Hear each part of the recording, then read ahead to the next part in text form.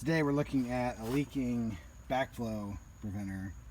So we had fortunately a early frost, and the old backflow preventer got a little leak in it, so we had to put a new backflow preventer in. So we got that all plumbed up, but when we pressurized the system, we had constant leaking, just a drip, kind of a constant dribble out of the vent valve on the bottom of the backflow preventer, and weren't able to keep the system pressurized all the time because of the constant leaking. So this looks a little scary, but I'm going to show you how easy it is to fix the problem if you have a leaking vent. So this is really easy. I'll show you the problem.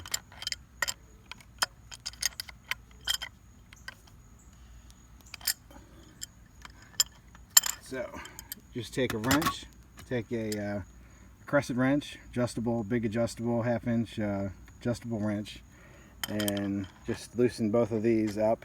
If they're tight, be sure to just support the backflow preventer while you're loosening this, so it doesn't torque against the plastic pipe. And then just take each of these off.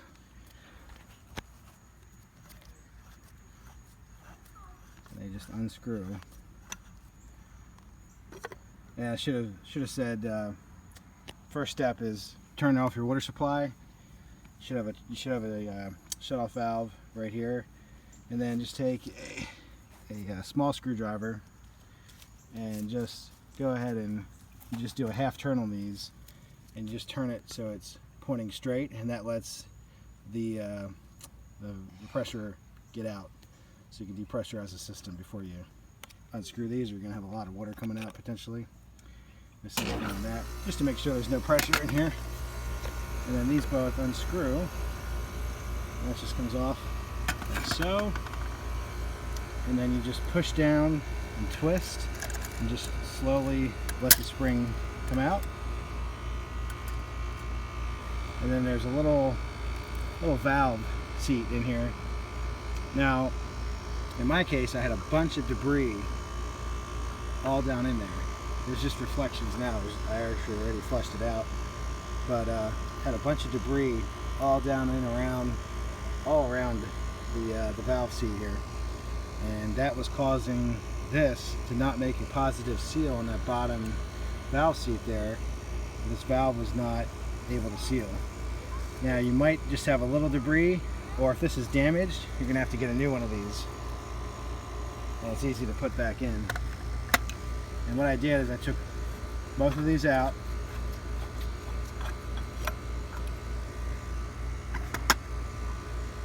And again, this one just gently twist and turn,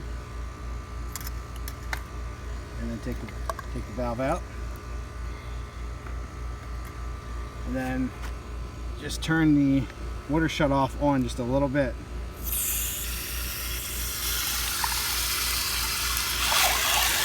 And just let that flush out any debris that might be in there.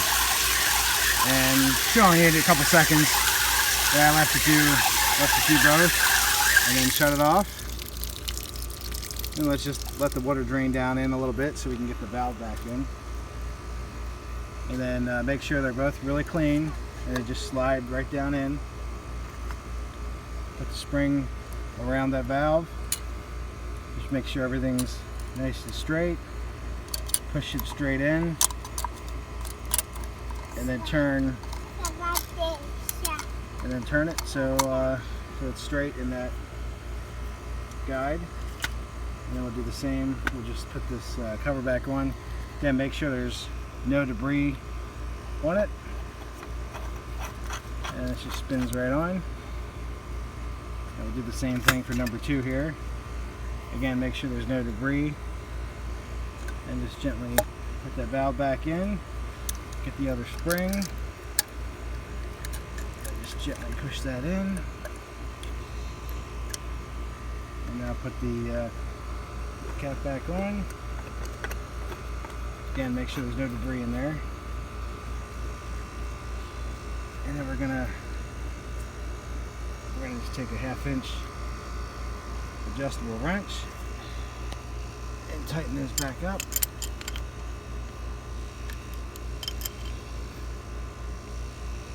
You don't have to make them super tight because they have that gasket on.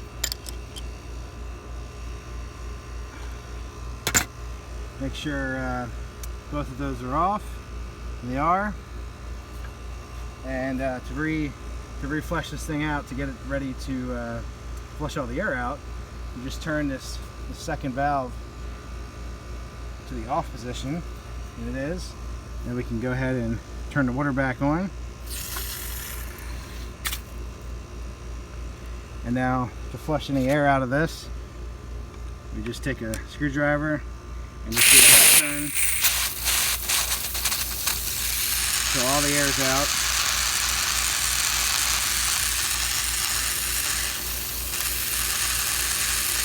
That got all the air. And now we're ready to turn that second valve on. And look at that. No dripping. So we're all set. Good luck.